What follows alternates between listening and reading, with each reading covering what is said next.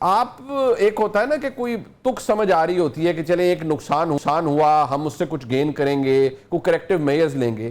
یہ پاکستان تحریک انصاف میں سب سے پہلے تو مجھے یہ بتائیں, کوئی ٹھان رکھی ہے سب نے کہ جتنے بھی لوگ باہر ہیں انہوں نے ایک دوسرے کی صرف ٹانگیں کھینچنی اور ایک دوسرے کو گندا کرنا ہے ان پبلک؟ جی تھینک یو منیب. سر گزارش یہ ہے کہ جب گھر کے بڑے نہ ہوں تو پھر پیچھے ایسا ہی معاملہ ہوتا ہے. ہمارے پٹواری میں کہتے ہیں کہ اجڑے باغاں دے گلہری امام راکھے ہوندے. تو بات یہ ہے کہ اس وقت جو صورتحال ہے وہ تو کیونکہ عمران خان صاحب اندر ہیں اور جو باہر ان کی لیڈرشپ تھی ان کو بھی جیل کے صورتیں برداشت کرنی پڑی ہیں. جیسے شاہ محمود قریشی صاحب وائس چیئرمین ہیں, سینئر لیڈرشپ اعجاز صاحب, محمود رشید صاحب, یاسمین راشد صاحبہ اور منچیمہ, اور پھر بہت سارے لوگ جو باہر تو ہیں لیکن ان کو پولیٹیکل کیڈر سے آؤٹ کر دیا گیا مار کٹ کے. تو ان کی ایبسنس میں جو لوگ نئے آئے ہیں ان کا ان ایکسپیرینس جو ہے پولیٹیکل معاملات کو لے کے وہ اس قدر زیادہ ہے کہ اب وہ گھبرائے ہوئے ہیں اور ان کو سمجھ نہیں آ رہی کہ ان معاملات میں جو کیسے معاملہ کیا جائے. اور اس سے ایک آپ نے جیسے جو بات کی ہے یہ جنرل تاثر قائم ہو رہا ہے اور اس تاثر کو ظاہر کرنے کے لیے کوئی ایسی تگ و دو نہیں کی جا رہی. اور یہی وہ ایک معاملہ ہے جس پہ اب توجہ دینے کی ضرورت ہے. دیکھیے لوگوں کو یہ محسوس کروا دینا کہ عمران خان صاحب مانس ہو گئے یا عمران خان صاحب کی رہائی کے دروازے بند ہو گئے, تو یہ میں نہیں سمجھتا کہ یہ مناسب بات ہے اور یہ صحیح بات ہے. میری نظر میں ابھی بھی کافی ساری چیزیں ایسی ہیں جو کی جا سکتی ہیں اور کرنی چاہیے اور کرنی ہوں گی سیاسی میدان کو گرم کرنے کے لیے, سیاسی میدان میں اپنے مختلف معاملات کرنے کے لیے. دیکھیے یہ سیاستدانوں کا کام ہوتا ہے اور کہ جہاں پہ بند گلی آئے وہاں پہ مزید راستے پیش کریں. تو اب میرے خیال میں عمران خان صاحب سے کو یہ وقت آ گیا ہے کہ اب وہ جو سیاسی لائمن ہے اس کو ترجیح دیں اور اس کے بعد ہی عمران خان صاحب کی رہائی کے لیے کوئی دباؤ کریٹ کیا جا سکتا ہے, اپوزیشن کا الائنس بنایا جا سکتا ہے. کیونکہ باہر طور پہ جتنے مرضی میرے اختلافات نون لیگ کے ساتھ ہوں, پیپلز پارٹی کے ساتھ ہوں, دوسری جماعتوں کے ساتھ ہوں, لیکن کہیں نہ کہیں ہم سب اس نظام میں free and fair election, parliament, constitution, آزاد عدلیہ, اس میں ہم نتھی ہیں. تو یہ نہیں ہو سکتا. اور جو دیکھیں اسٹیبلشمنٹ جو طاقتور ادارے ہیں وہ تو منیب کوئی بھی نظام جو ہوگا اس میں وہ ظاہر ہے وہ ان کے لیے پرابلم نہیں ہوتا کیونکہ وہ چلا لیتے ہیں. تو یہ چیزیں ہیں جن کو لے کے جانا چاہیے. میں سمجھتا ہوں کہ پی ٹی آئی ایک طاقتور جماعت ہے, بہت زیادہ طاقتور جماعت ہے, عوامی تائید حاصل ہے. تو یہ عوامی تائید سے سیاسی قوتوں کو مضبوط کرنا جو ہے وہ اگلا لائمن ہونا چاہیے. اچھا جی چوہدری صاحب بہت شکریہ آپ کا, آپ نے جوائن کیا. مجھے صرف یہ بتا دیں یہ جو آج پاکستان تحریک انصاف کے ووٹوں پر ایک شخصیت نے الیکشن لڑا, جیتے, آج آپ کے پاس آ گئے, آپ نے بھی انہیں امبریس کر دیا, ٹیکنیکلی آپ یہ کہیں گے کہ یہ ہمارے یہ انڈیپینڈنٹ شخصیت تھے, یہ مثالیں ٹھیک قائم ہو رہی ہیں چوہدری صاحب؟ جی بسم اللہ الرحمن الرحیم. منیب صاحب بہت شکریہ آپ کا, پروگرام میں آپ نے دعوت دی. دیکھیے دو پہلو ہیں آپ نے جو سوال کیا ہے اس کے.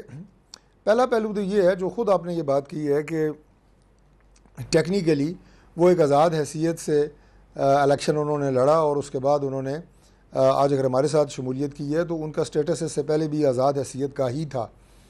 یہ بات جو ہے نا کہ ایک پارٹی کے ٹکٹ کے اوپر سمبل پہ الیکشن لڑنا اور اس کے بعد آپ تو ٹیکنیکلی کر ہی نہیں سکتے, پارلیمنٹ کے اندر آپ یہ کر ہی نہیں سکتے. اب تو ہمارا پاکستان کا آئین آپ کو اجازت ہی نہیں دیتا کہ آپ اپنی وفاداری بدل سکیں. اور خاص طور پہ 3 موقع ایسے ہیں کہ جس میں پرائم منسٹر کا الیکشن, اس کی ووٹ, اس کے بعد جو بجٹ ہوتا ہے, منی بل, اور اس کے بعد اگر کوئی کانسٹیٹیوشنل امینڈمنٹ ہے تو اس میں اگر آپ اس پارٹی جس کے ٹکٹ پہ آپ نے الیکشن لڑا ہوتا ہے اس کی پارلیمانی پارٹی کے جو ہیڈ ہیں ان کی ڈائریکشن کے مطابق آپ نے ووٹ کرنی ہوتی ہے. آپ اگر نہیں کرتے تو آپ ڈی سیٹ ہوتے ہیں. تو یہ بات تو ہو نہیں سکتی اگر آپ سمبل پہ الیکشن لڑ کے آئیں کسی جماعت کے.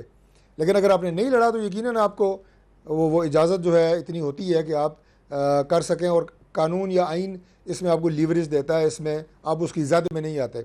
اب جو بات دوسرا پہلو ہے نا اس کا جو پولیٹیکل پہلو ہے وہ میں آپ کی بات سے اتفاق کرتا ہوں کہ یہ جو ٹرینڈ ہے سیاست میں پاکستان سے باہر, یہ مناسب ٹرینڈ نہیں ہوتا. اور لیکن بہرحال یہ آج کی بات بھی نہیں ہے. آپ دیکھیں اس سے پہلے ماضی میں آپ دیکھیں, آپ 80s 90s کی پالیٹکس میں دیکھیں, اس سے پہلے دیکھیں, تو یہ ہوتا ہے سیاست میں کہ کچھ لوگ اپنی آپ یہ کہیں کہ وفاداری بدلتے رہتے ہیں, کچھ جماعت بدلتے ہیں, کچھ پارلیمنٹ کے اندر جو یہاں ہے پر بھی وہ کلیئرلی ایسے سائڈ ہو نا, سوئچ ان کرتے کے ہیں. بھی بینرز نظر آ رہے ہیں, انہوں نے حلف لیا کہ میں عمران خان کا وفادار ہوں, بعد میں اب آپ کے پاس آگے ظاہری بات ہے وہ برڈن ان پہ آپ پہ نہیں ہے. تو چوہدری صاحب مزید لوگ بھی ہیں جو آپ کے ساتھ شامل ہونے جا رہے ہیں ٹیکنیکلی انڈیپینڈنٹ ہونے کے بعد؟ دیکھیے گزارش یہ ہے کہ اس وقت تو, بلکہ اس سے پہلے بھی جب 26ویں ترمیم ہوئی تو اس وقت بھی ہمیں 2/3 اکثریت تھی, تو تبھی وہ ترمیم جو ہے ممکن ہو سکی تھی. اور اب بھی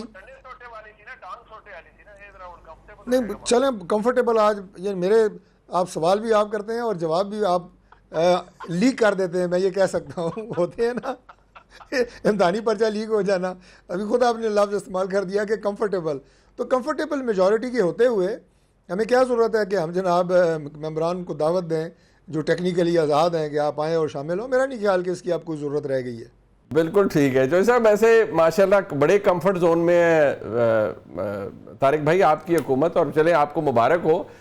فیصل چوہدری صاحب, آپ نے ڈاکٹر صاحب کی دیکھیں, ویسے بھی ہمارے بھائی طارق فیصل چوہدری صاحب بڑی خوشگوار پرسنالٹی ہے ان کی, آج کل زیادہ خوش ہوتے ہیں, ظاہری بات ہے وفاقی وزیر ہیں پارلیمانی امور, جتنے نئے چہرے ان کے بینچز پہ آئیں گے یہ جفیاں بھی پان گے روٹیاں بھی کھوان گے. سر کو آپ اپنا کوئی معاملات ٹھیک کر رہے نہیں تو تھوڑے کو کوئی نہیں جب بچنا بندہ. پھر فیصل بھائی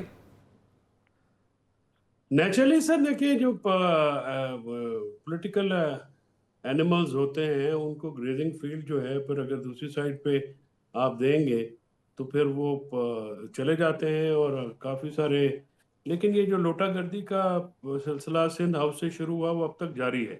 بنیادی طور پہ تو یہ لوٹا گردی کو فروغ دینے والی بات ہے نا. حکومت اگر کتنی کمفرٹیبل ہے تو پھر آپ لوگوں کو شامل کیوں کرتے پھر رہے ہیں؟ اب طارق بھائی نے ایک ہی سانس میں تو دو متضاد باتیں کر دی ہیں. طارق فضل صاحب نے ایک بات انہوں نے کہا جی کہ ہمیں ضرورت نہیں, تو دوسری پہ بندے توڑ کے کر رہے ہیں. اب مجھے یہ بھی اطلاع ملی ہے کہ جو لوگوں کو یہ میسج دیا گیا ہے کہ جو آپ پیرنٹ پارٹیز میں واپس جائیں, جو ایم این اے ہیں, کہ آپ واپس جائیں اور کیونکہ آپ آزاد ہیں, تو یہ معاملات بھی کیے جا رہے ہیں. تو ایشو یہ ہے کہ یہ تو ایک باقاعدہ اسکیم ہے نا, باقاعدہ ایک پلاننگ کے تحت. پہلے آپ نے الیکشن سمبل چھینا, پھر الیکشن چھینا, اس سے پہلے پی ٹی آئی کو مارا, پی ٹی آئی کو, اس کے بعد ان کے کارکنان کو, رہنماؤں کو, فیملیز کو, بزنسز کو, گھروں کو اٹیک کیا.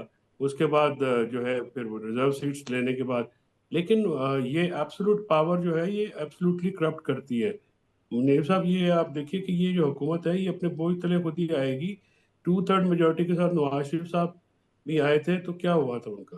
شہباز شریف صاحب کتنی دیر جی حضوری کریں گے؟ آخر ایک ٹائم آتا ہے جب بندے کی جو ہے کچھ نہ کچھ اندر سے, مطلب کم سے کم امید تو ہوتی ہے کہ بندہ کرے گا. اتھارٹیرین رجیم جو ہے وہ زیادہ دیر نہیں چل سکتی, اور یہاں پہ جو بھی شخص تخت نشین ہوتا ہے اس کو اپنے خدا ہونے کا پورا یقین ہوتا ہے. لیکن یہ معاملات جو ہیں, سیاست جو ہے یہ بنی اس طرح, اس کی نیچر اس طرح, اس کا ڈی این اے ایسا ہے کہ جو آتا ہے وہ جانے کے لیے آتا ہے. تو یہ بات اگر کوئی سمجھتا ہے کہ ہم سدا کے لیے آ گئے, تو سدا بادشاہی تو اللہ تعالیٰ کی ہے. بے شک, کسی ٹائم بھی کوئی معجزہ, کوئی نہ چیز ایسی ہو جاتی ہے جو ہاتھ سے آپ کے کنٹرول نکل جاتا ہے. ایوب خان جیسے بالکل. میں اگر فیصل بھائی, میں اگر آپ کی بات کو مستعار لوں اور میں یہ کہوں کہ آپ بھی کسی معجزے کا انتظار کر رہے ہیں ڈاکٹر طارق فضل چوہدری صاحب کی جماعت کے خلاف, کہ کوئی معجزہ ہو جائے تو کام دوسرے پاسے لگ جائے. نہیں, میں دیکھیں اس بات پہ نہیں یقین رکھتا. میں سمجھتا ہوں کہ پولیٹیکلی ایسے طریقے کار اختیار کیے جا سکتے ہیں جن سے معجزہ ہونے کی توقع کی جا سکتی ہے. معجزہ کے لیے بھی تو کچھ عوامل آپ کو پیدا کرنے پڑتے ہیں نا, کچھ چیزیں بنانی پڑتی ہیں, کوئی ماحول بنانا پڑتا ہے. تو وہ ہو سکتا ہے اور ہونا چاہیے, اور وہ کوئی ایسے امپاسبل چیزیں نہیں ہیں کہ جو پہلی دفعہ پاکستان کی سیاست میں ہوں گی یا آخری دفعہ ہونی ہے.